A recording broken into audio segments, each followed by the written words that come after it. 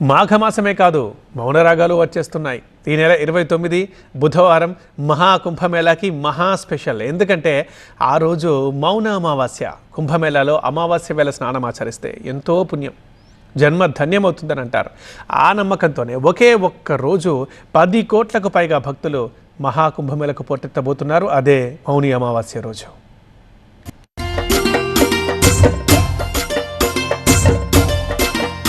మహాకుంభమేళా 2025 ఇప్పుడు అన్ని దారులు పవిత్ర ప్రయాగ్రాజ్ వైపే. భక్తి విశ్వాసాలే శ్వాసగా ఉప్పొంగే జలోత్సవం మహాకుంభమేళా. భక్త జనసంద్రానికి తీరమా అన్నట్టుగా త్రివేణి సంగమం సకల జనుల సందడితో కిక్కిరిసిపోతుంది. ఈ నెల 13వ తేదీన మొదలైన మహాకుంభమేళా వచ్చే నెల 26 వరకు కొనసాగుతోంది. విభుడు దేవాది దేవతలు దివి నుంచి దిగి వచ్చే అమృత కాలమే మహాకుంభమేళా. ఈ 45 రోజుల్లో త్రివేణి సంగమంలో పుణ్యస్నానం ఆచరిస్తే సకల శుభాలు కలుగుతాయి అనేది భక్తుల విశ్వాసం.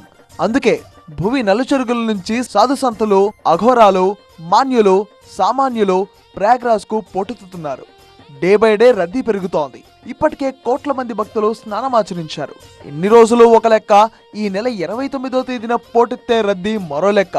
జనవరి 29 ఈసారి మహాకుంభమేళాలో వెరీ స్పెషల్. ఎందుకంటే ఆ రోజు అద్వితీయమైన రోజు. బుధవారం మాఘమాస మౌన అమావాస్య మహిమాన్వితమైన సుదినం. మహాకుంభమేళాలో స్నానం ఆచరించడం అంటే ఎంతో పుణ్యం. ఇక మాఘమాస అమావాస్య కలిసొచ్చిన వేళ గంగా స్నానం చేస్తే ఇక మరెంతో పుణ్యం. దానాలు చేస్తే జన్మధన్యం అనేది భక్తుల విశ్వాసం. మౌన అమావాస్య ధ్యానానికి జ్ఞానానికి చిహ్నం. ఆ రోజు మౌనంగా ఉంటూ పరమేశ్వరుడిని ధ్యానిస్తూ పవిత్ర గంగా స్నానం చేసి పితృదేవుళ్లకు నీరాజనాలు అర్పిస్తారు. తద్వారా పూర్వీకులకు సద్గతులు కలగడం సహా అందరికీ సకల శుభాలు కలుగుతాయంటారు పండితులు. మహాకుంభమేళానే ఎంతో మహిమాన్వితం. ఇక ఈసారి మౌన అమావాస్య కలిసి రావడం మరెంతో శుభప్రదం. ఇప్పటికే మహాకుంభమేళాకు కోట్లలో తరలి వస్తున్నారు భక్తులు. ఇక మాఘమాస మౌన అమావాస్య ఒక్కరోజే 10 కోట్లకు మించి భక్తులు తరలి వస్తారు అనేది ఒక అంచనా. మౌన అమావాస్య కోసం భారత రైల్వే 150 ప్రత్యేక రైళ్లను నడుపుతోంది. ఎవరికి ఎక్కడా ఎలాంటి అసౌకర్యం కలగకుండా యూపీ సర్కార్ పకడ్బందీగా ఏర్పాట్లు చేస్తుంది. ఈసారి ప్రయాగ్రాజ్ లో యువత రంగాల జోరు వెల్లువిరుస్తోంది. ఎక్కడ చూసినా యువోత్సాహం కనిపిస్తోంది. పీఠాధిపతులు, సన్యాసులు, నాగసాధువులు, పెద్దవాళ్లకు ధీటుగా యువత కనిపిస్తున్నారు. భక్తి శ్రద్ధలతో కుంభమేళాలో పాల్గొంటున్నారు.